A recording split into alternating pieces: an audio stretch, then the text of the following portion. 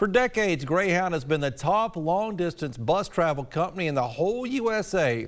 However, as News 12's Nick Hill has learned, they've departed the scenic city. The Greyhound told me that I had to get stop here. Greyhound, which once had a large terminal here in Chattanooga, has been reduced to this simple bus stop here at the back of a gas station off of I-24 in Wildwood. No waiting places at all. I'm sitting here outside the gas station waiting. For passengers like CJ Robinson, he says the burden placed on passengers used to paying relatively low fares for Greyhound trips is extreme. It's a big hassle. I mean, Uber prices were $75, $80 just to get, 8 miles down the road. When we were out in Wildwood, we sampled how much a potential trip would be on the rideshare app Lyft. For a standard rate, we got a flat rate of $82 to City Hall, and this is before any tip. The station was previously located on East 12th Street.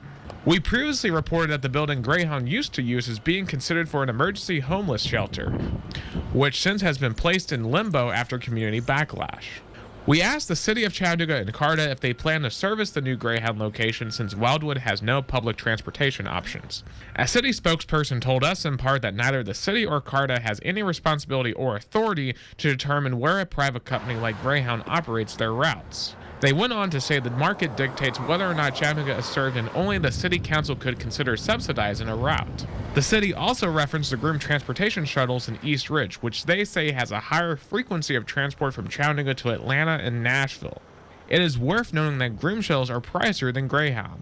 As an example, for a ticket to Atlanta around the same time on Saturday, Groom is nearly $30 more expensive than Greyhound. Especially if they don't have family to pick them up right away. I mean, those Uber prices, taxi prices are going to be extremely high. In Wildwood, Nick Hill, News 12. Nick, thank you so much for that report. News 12 did reach out to Greyhound for comment on why they moved out of our area bus station. They have not responded, at least not yet.